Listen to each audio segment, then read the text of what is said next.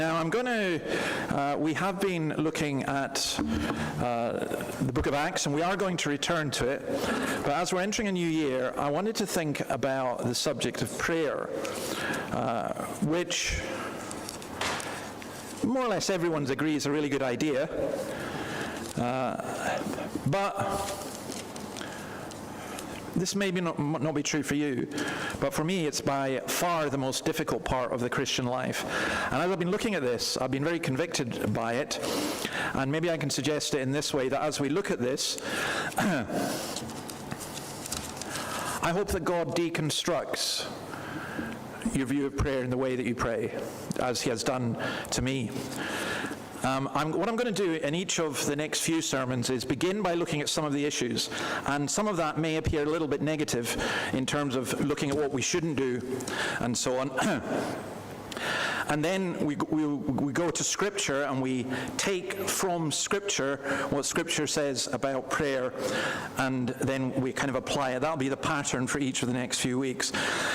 So let me introduce it by just mentioning the issue of the problem and the privilege of prayer. The privilege is this: we have access to the living God. You know how you're trying to get hold of somebody. So, for example, I quite like Jordan Peterson, and I'm trying to get hold of him, and it's very difficult to get hold of him. You know that somebody's quite famous when you have to go through their secretary's secretary. And to have access.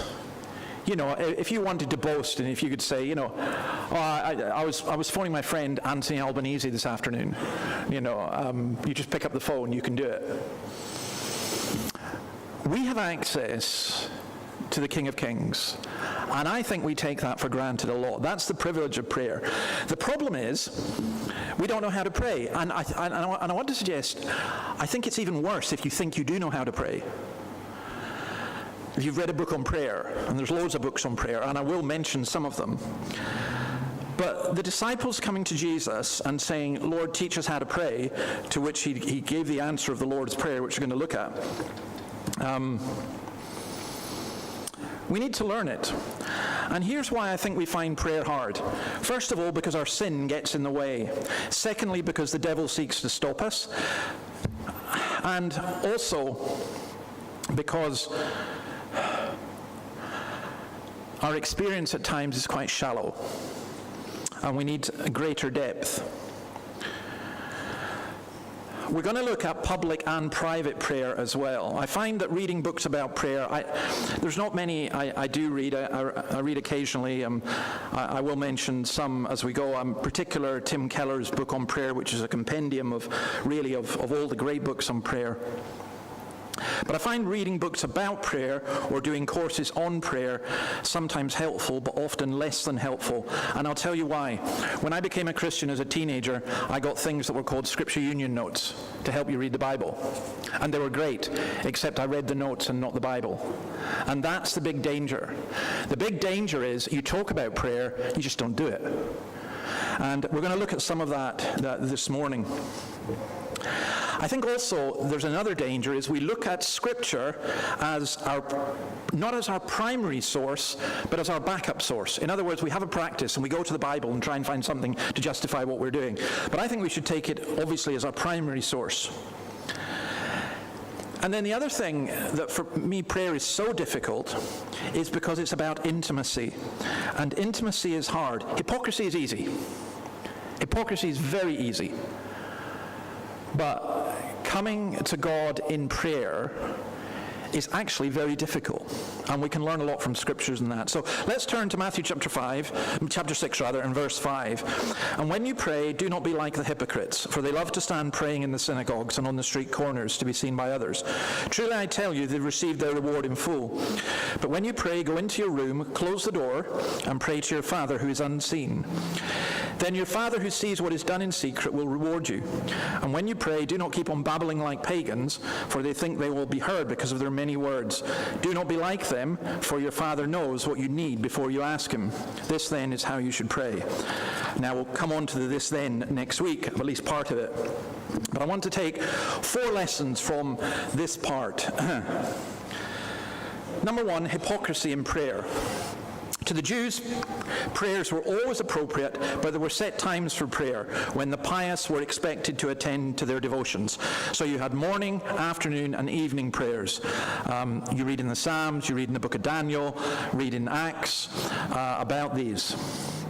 According to Josephus, the Jewish historian, sacrifices, including prayers, were offered in the temple twice a day, in the early morning and at the 9th hour, and there was also a sunset service. But here, notice, there are religious and non-religious settings. Prayer in a synagogue, if you like, or prayer in the temple was one thing, but prayer also in public places would not be as strange as we would find it in a modern Western city.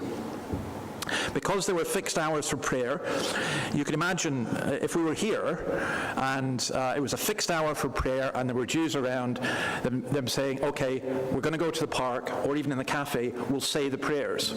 Now you see the equivalent today, by the way, sometimes with Muslims who are not ashamed to pray in public. Standing, by the way, we said you stand, that was the normal posture for prayer. I actually used to belong to a church that it was the rule that we had to stand for prayer, so we sat for singing because we weren't that fit, and you hated people who had really long prayers. But it was because of this, because the normal posture in the Bible was either kneeling or lying prostrate or standing for prayer. I think it was seen as a mark of respect. But this idea of the praying in public. Now, Jesus by no means is condemning praying in public. In fact, I think in our culture, Annabelle and I were out at a Korean barbecue, and we were absolutely delighted to see a table of two families of Pacific Islanders saying their prayers before they had their food. And I just thought it was a lovely witness. And I think sometimes how ashamed we are in so many things. Jesus is not teaching against public prayer. There's plenty of public prayer done in Scripture. But what he's teaching against is what we might call ostentatious prayer. That is, having your private devotions with the intention of being seen and honored by people. And that's what the hypocrites did. Look, I'm praying. Look at me. And the implication is that you can do this at home as well. You could, as a gentleman, as a man, you sit down with your Bible and you say, this will teach my wife I'm a really godly person. I'm really praying. Now, you say, well, I would never ever do that. Well, a lot of us are tempted at times to that kind of ostentation. And we see this taught about a lot in Scripture. For example, when the Pharisee in Christ's famous parable in Luke 18 entered the temple, he didn't go and stand in the corner. He didn't go a long way at the back. He wasn't a true Presbyterian. He came and stood at the front, and he prayed. And he prayed out loud so that people could hear his self-congratulatory prayer.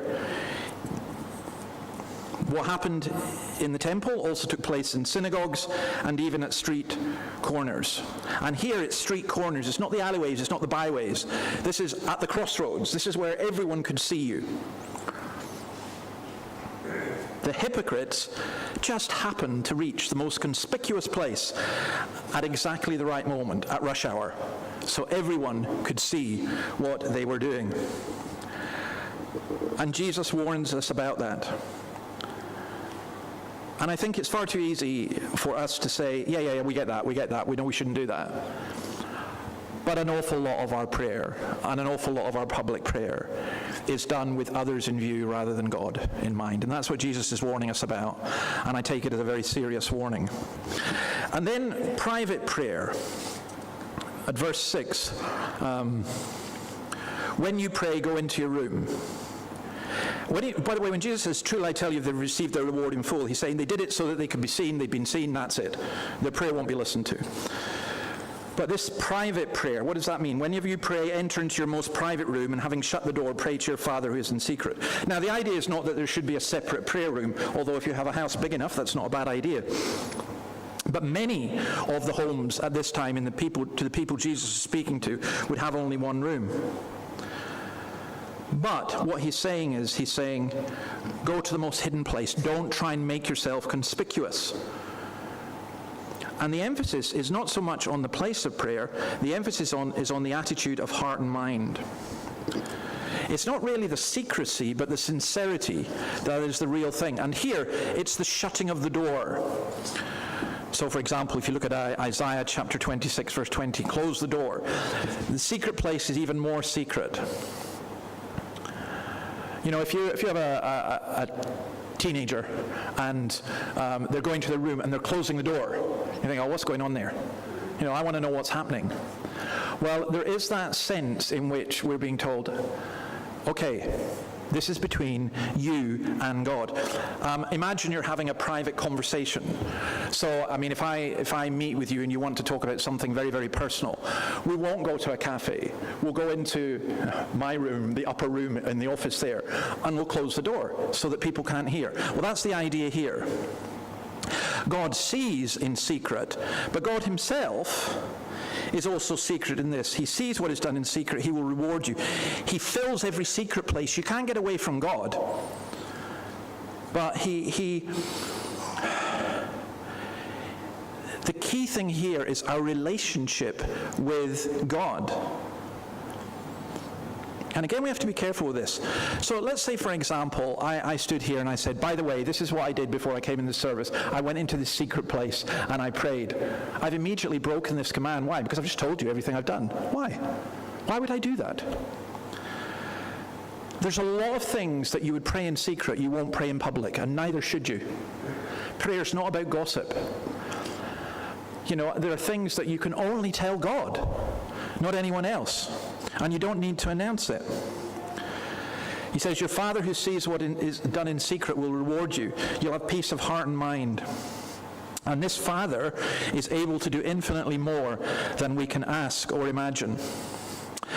And then the third aspect is, so you have prayer that's not ostentatious. You have prayer that is first of all, in private. Not saying you shouldn't have, but if you don't pray privately, how do you pray collectively? And then you have what I'm calling real prayer. It doesn't have to be wordy. Moreover, in praying, do not babble on and on like pagans, for they imagine they'll be heard because of their flow of words. Mark chapter 12, verse 14, Jesus said about the scribes who for a pretense make long prayers.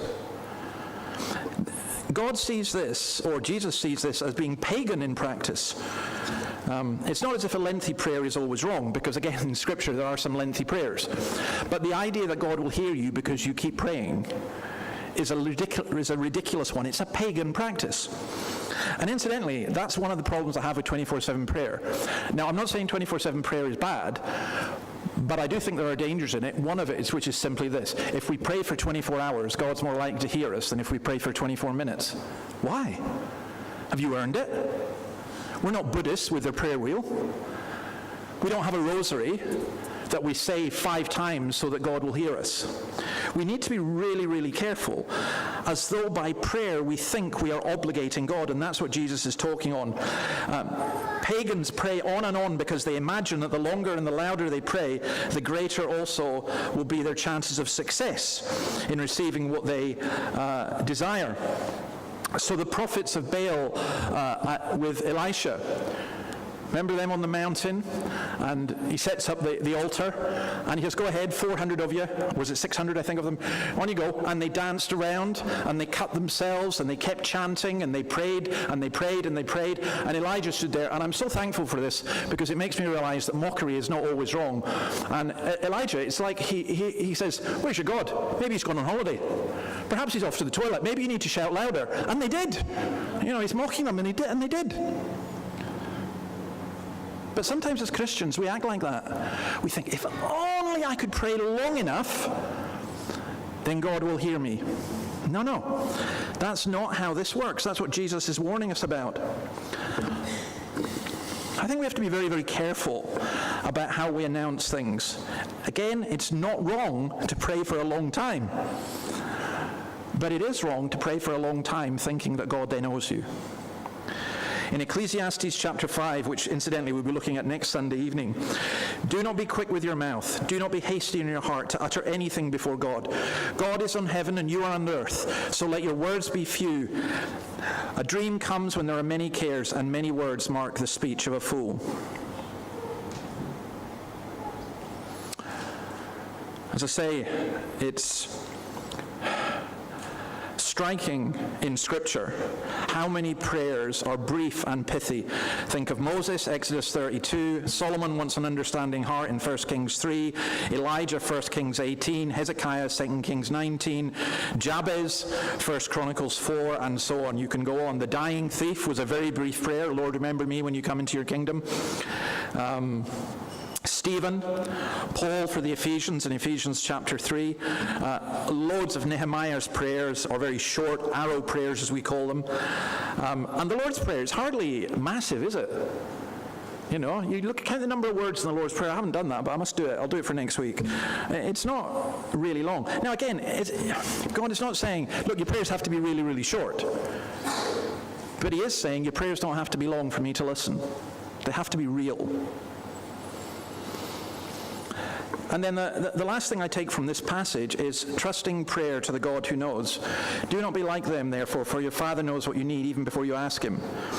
And what Jesus is saying is, you are not coming in prayer to inform God of things he doesn't know. Lord, a phrase I don't really like is, and I have to be careful, my preferences are not necessarily but it's the one, Lord, we just want to tell you. Well, I hate the word just. Well, why do you just want to tell him? And doesn't he know? We want to tell you this, we want to tell you that. And there's a kind of public prayer as well, which is like gossip. You're praying for people and informing everyone about their personal circumstances, which maybe people don't need to know, and God already knows. And there's maybe something that's even worse than that. You're telling people in prayer everything that you are doing. Well, God knows, so why are you doing that? Is it a subtle form of boasting? We have to be really, really careful. Lord, I thank you that I'm not like other people. Now again, it's not wrong to pray for stuff that we are doing. But prayer is not a download of information to God, and it's not a download of information to the congregation or to the people around you. You don't have to come to God and tell him everything about your situation because he already knows. Well, some could then say, well, okay, why pray at all if God already knows? What's the point? Well, the point is not to inform God. Jesus is not condemning the outpouring of the heart to God, even when that outpouring requires a statement of facts. You go through the Psalms, you see how things are recounted there that have actually happened. But here's the thing. An earthly mother or father understands the child better than any stranger does. So when the child says something, the stranger may understand it in one way. And maybe the stranger only gets the information from the child. But the mother instinctively almost understands where her child is at and what her child wants. Do you want them not to say it? Of course not. You do want them to say it. It's lovely to hear them say it. But you know. And that's far more so with our Heavenly Father.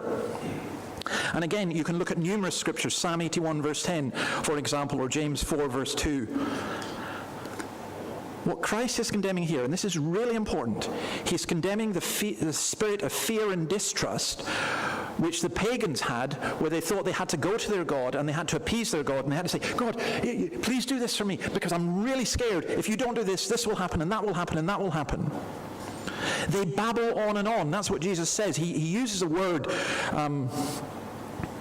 which implies just rabbiting on, in the belief that they think their gods won't be suitably informed unless they tell them. Whereas we come to our Father in heaven and we can almost say, Lord, I am so confused, I am so messed up, I don't even know what I'm asking for, but I know that you know. And I trust you. And I'm saying this partly because it helps me think it out, and I'm saying it because I'm pleading to you, and I'm saying it because you've asked me to. But I'm not saying it because you don't know.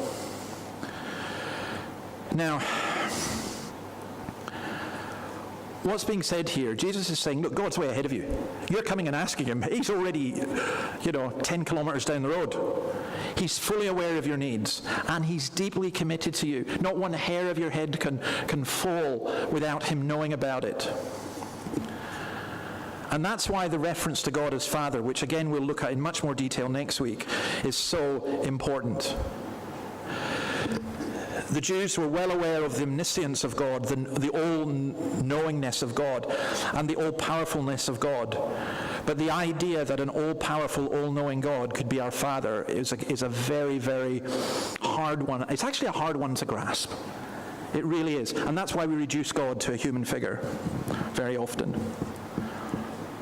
So, if those are some of the things, let me just, I want to give just, these are almost like just summary things, but in just reflecting on all of this and looking through the whole of Scripture, there are certain things, and we'll probably do this every time, but in terms of how to pray, we pray with love. Love the Lord your God with all your heart, with all your soul, with all your might, and love your neighbor as yourself. There is a hugely important thing for you to do. Do you pray for your neighbors? You want to reach out to them. Do you pray for your neighbors? Do you pray for your family? Even those in your family you don't get on well with. Perhaps especially you should pray for them. And love, and it's love for God. It's not about a self-absorption and a self-love, and so many of our prayers are self-absorbed. Have you noticed that? I've heard, I think it was the Irish Presbyterian minister, Derek Thomas, who speaks of, he's in a lot of prayer meetings where he describes them as organ recitals. Praying for so-and-so's heart, praying for so-and-so's lungs, praying for so-and-so's liver. All of that, there's nothing wrong with praying for people's health. But our first priority in prayer has to be the glory of God, and that's why it begins in this way. A second principle in praying is expulsion.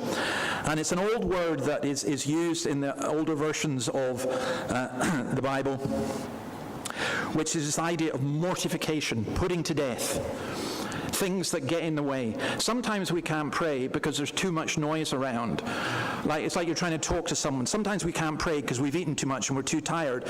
Sometimes we can't pray because we don't set aside time. There are things that we need to exclude in order to be able to pray. It's not a bad idea to have the Jewish practice of setting aside certain times of day for yourself.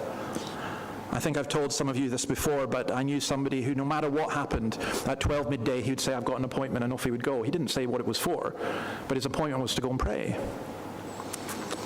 And then assurance. This is the knowing that God knows, knowing that God cares, knowing that God is love. The devil will always come into your head and say, does he really care? Did he really say that? But having that assurance is a wonderful thing, because why don't you speak to people?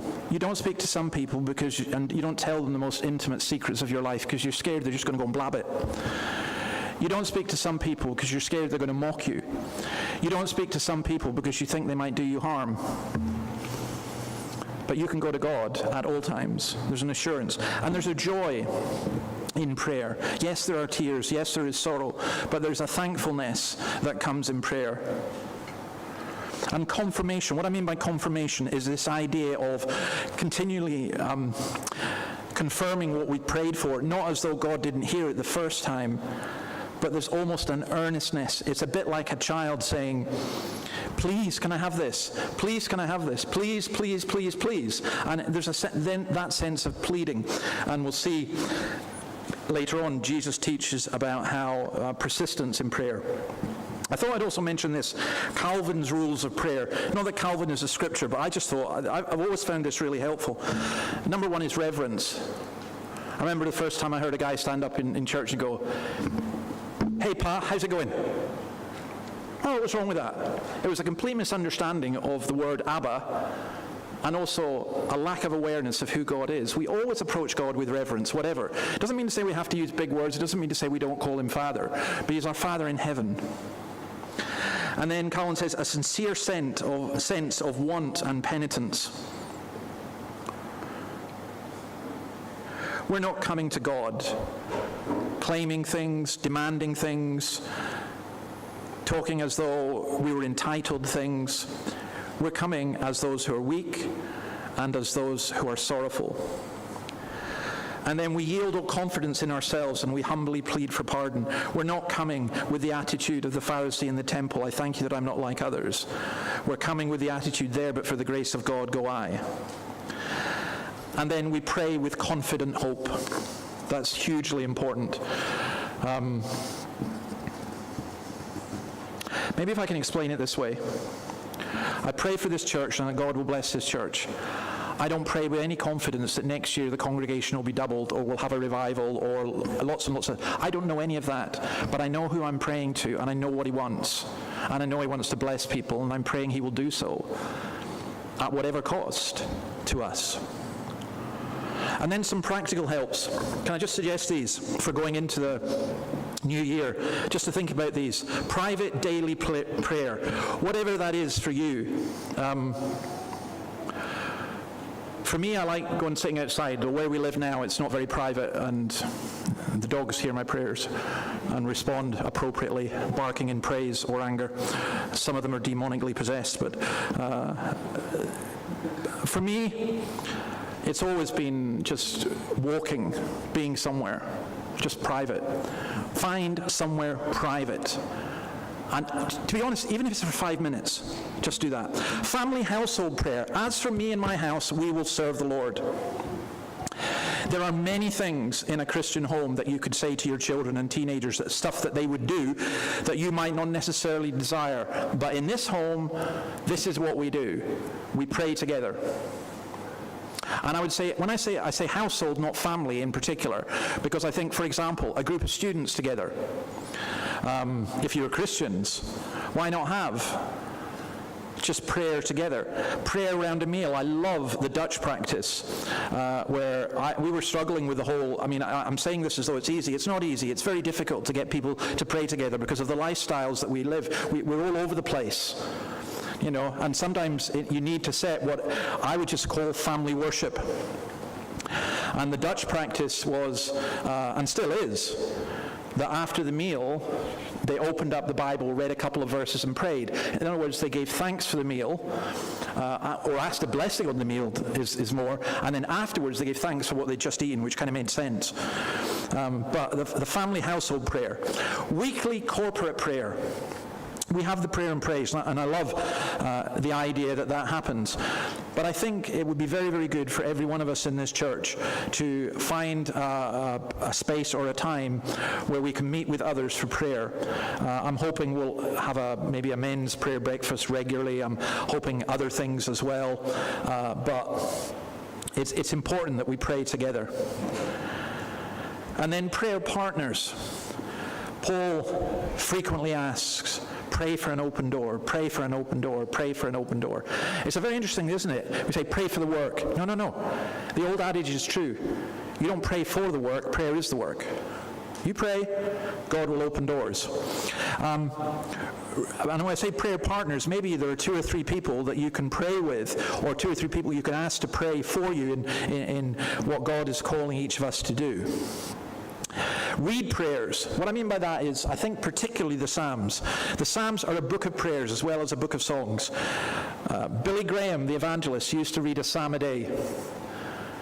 And you develop that into an adage, a psalm a day keeps the devil away. Yeah, read prayers, but you can read the Book of Common Prayer and other things as well. Use Bible prayers. That really helps you refocus when you realize, hang on a minute, this doesn't sound like the kind of prayers I hear in my church or the kind of prayers I pray. I would suggest read one good book on prayer per year. And I would also say it's a very good idea to use a prayer diary. There's an app called PrayerMate, which is I find very useful, but I also find it very useful to keep a journal and to think what I prayed for, because sometimes we think we prayed more than we have. And then in this church, can I ask you just to pray for certain things? Pray for church growth, particularly conversions, people coming to know the Lord. Pray for renewal and restoration for all who are believers and for those who have turned away.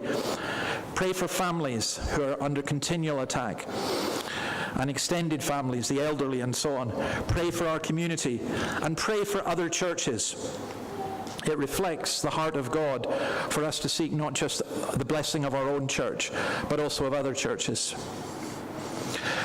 So I leave that with you. I always do a question of the week, and the question of the week is, what is prayer? And I couldn't think of a better answer than the shorter catechism. Question 98. Prayer is an offering of our desires to God for things that agree with his will, in the name of Christ, with confession of our sins and thankful acknowledgement of his mercies. Every word, very careful there. It's an offering of our desires to God. That's very important. And sometimes you discover your desires are off skew a wee bit. That's why you say, for things that agree with his will. What does God want? Please be careful about claiming you know what God wants about specific instances. Lord, I do. I remember one man saying that he was absolutely convinced that God wanted him to marry this particular woman, and she went off and married somebody else. Well, either he was wrong or God was lying. Well, he was wrong. God doesn't lie. But for things that agree with his will, how do we know God's will? We know it through the Bible. In the name of Christ, we pray in Christ's name. That's the powerful name. With confession of our sins. Again, that's so important. And also, so is this, thankful acknowledgement of his mercies. You can go to God and you can say, Lord, I am really struggling with this. I'm drowning here. I'm not coping. But I also acknowledge your mercies. I acknowledge all the temporal gifts that you have given. I acknowledge the people. I acknowledge your church. But most of all, I acknowledge your Son. God so loved that he gave his one and only Son. I was listening to Tim Keller cycling down here, and he's talking about how God works all things for the good of those who love him. And he cites John Newton saying, God will not withhold anything necessary from us, nor, if something is withheld from us, is it necessary. We think lots of things are necessary, maybe they're not. But God works all things for the good of those who love him. And that's why we can have this tremendous confidence. See, you're a Christian. You go to God in prayer, and you're not going saying, now, if only I get the right words, or if only I pray for long enough, or if only I've done this, then eventually God will hear what I want, and he will respond, and he might give me what I ask. That's paganism. You go to God as your heavenly Father, who knows that you're more messed up than you even think you are, who understands the depths of your heart and the despair that you may feel. And in the midst of it all, he says, you're my child, and I'm going to work all things for good for you. You don't have to persuade me. You don't have to prove yourself. I know. In the Old Testament, it talks about God knowing his people. He knows. So cut the pretense. Cut all the religious nonsense. Just come to him, truly and really. And yes, sometimes you will wrestle, and sometimes you will find it hard. But you do that in the confidence that he hears and knows and understands. What a friend we have in Jesus. All our sins and griefs to bear. What a privilege to carry everything to God in prayer. Oh, what peace we often forfeit. Oh, what needless pain we bear. All because we do not carry everything to God in prayer. Let's pray. Lord, we ask your blessing on your word. And we pray for those of us who as yet don't quite grasp it because we're not your people. And yet you invite us to come to you. And I do pray that if any here do not know you, that they would be tempted to look at who you are and to see what you offer, which is this marvelous relationship, giving us the right to become children of God. And those of us who've accepted it, Lord, help us, not just to accept it, but to live it, especially in prayer. Make us a people of prayer. Make us those who are your loving children, who our first resource is not our last, is to turn to you in prayer. Lord, some of us are pretty confused. Some of us are pretty wounded. Some of us need to be wounded because we're so proud. But we ask that you would wound only in order to heal. We ask that you would lift us up. We ask that you would draw us into newness of relationship with you, that we ask that we would be able to grasp how wide and high and long and deep is the love of Christ, and to know a love that passes all knowing. And we pray this for your glory, with confession of our sins, in your name. Amen.